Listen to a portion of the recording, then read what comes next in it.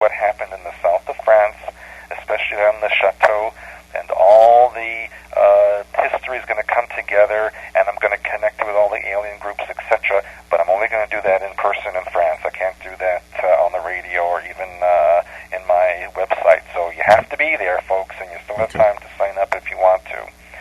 But what happened was the person known as Christ, whom in those days was called Emmanuel, and by the way, the name Jesus is a modern invention, and the word or term Yeshua is also a modern invention.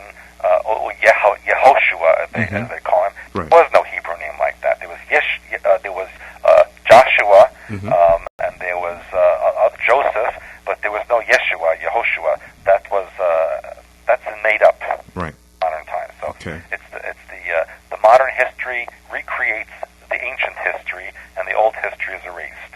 Right. That's what we see happening there.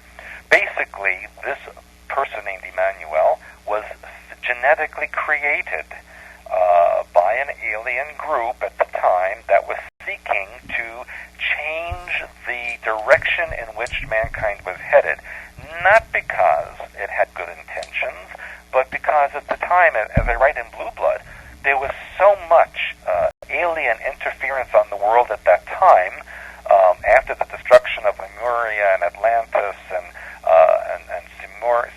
Sumeria was kind of spreading out in other directions. It was a free-for-all. And this particular alien group wanted to divert and create and control through religion and manipulation.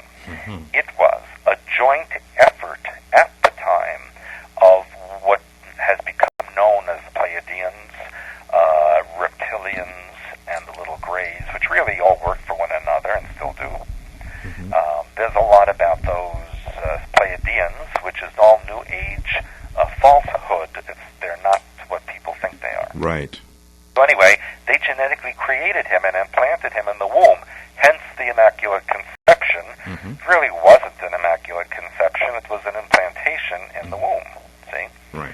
And so he was already programmed. And all those years, the early childhood years where Emmanuel supposedly had vanished or was not around, he was not indoctrinated in mystery schools, as they say in Tibet and Egypt.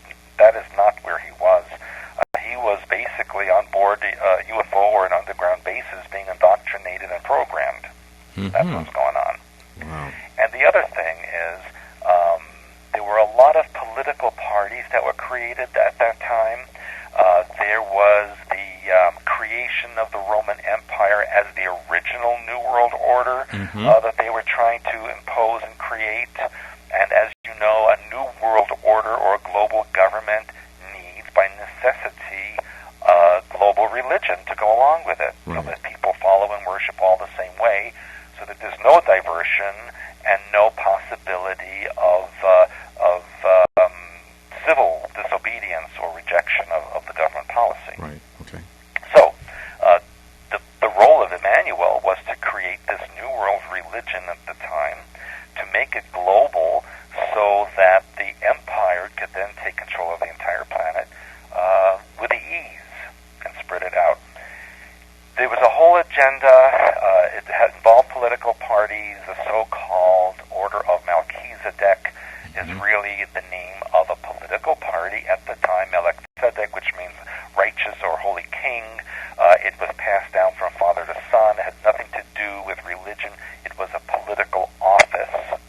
So I always laugh when I hear people in Arizona, Sedona, and Yelm, and Santa Fe say that they're connected to the Melchizedek order. That's like, 2,000 years from now, people say that they're channeling the Republicans or the Democrats. Kind of like that. Right. It's just absolutely bizarre. Right. I like that analogy. Yes, exactly. Yeah. And it's what it is. And the other thing is that the cross situation, or the crucifixion itself, was a staged event. What happened was Emmanuel was drugged to make it look like he was in a death-like situation. After he went into unconsciousness, he was removed from the cross, he was revived, and he and his eldest son, and he did have 3 children,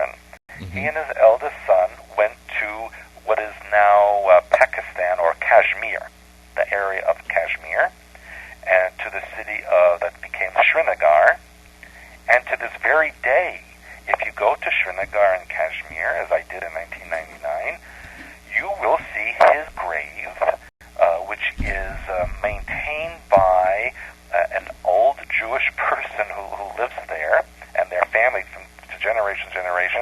And his grave said he died at the age of 117, and it's called, he's Emmanuel from Israel on his tombstone. His tombstone, okay. Right there. Now, his son married and had children there, and the grandson of Emmanuel actually went further east and wound up in Japan. And there are stories in Japan of Emmanuel, where he came to the shores of Japan and brought this new brand of religion with him there.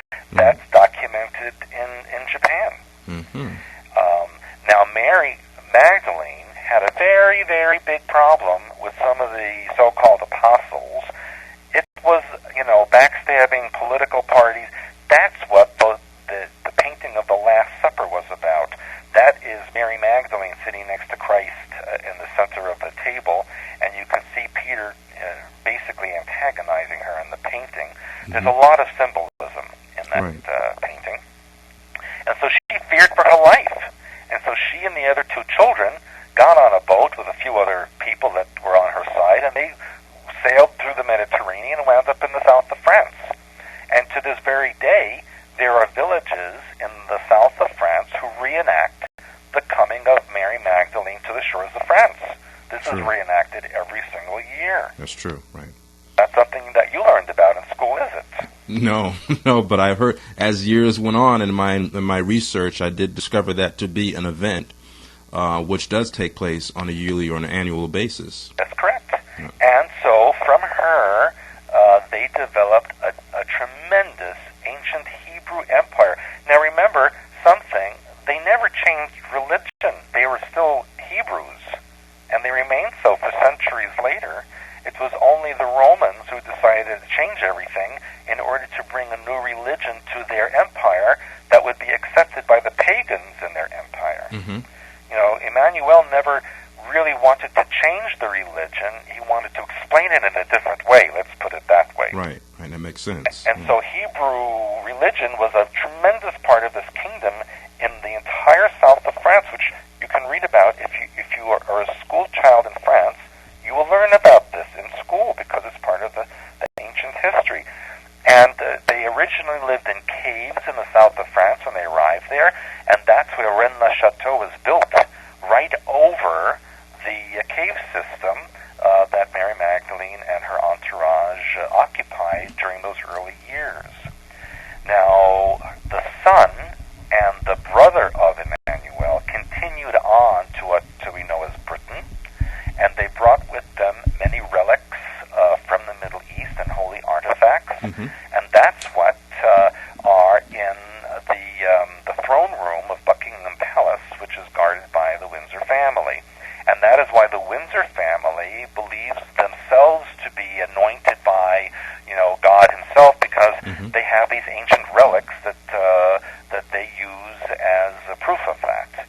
And so the son and brother of Emmanuel went to England, and they started basically the legend of Camelot and the magicians and that kind of thing there. Glastonbury is a part of the location they first settled. It's an entire history, and I can go on and on and on. That was then infused by the Viking invasion that happened several hundred years later, and the Vikings infused the Nordic religion with the original Hebrew religion, and there was a whole nother thing going on there in Britain. So that is so fascinating, and it all, when you take a look at the various different transitions and representations, even within Christianity, which are close to paganism, which leads me to this question, Stewart. Being that we've discussed the development of Emmanuel being a genetic project, and that's not the first time it's been mentioned here on this program, so you very, very eloquently further clarified that.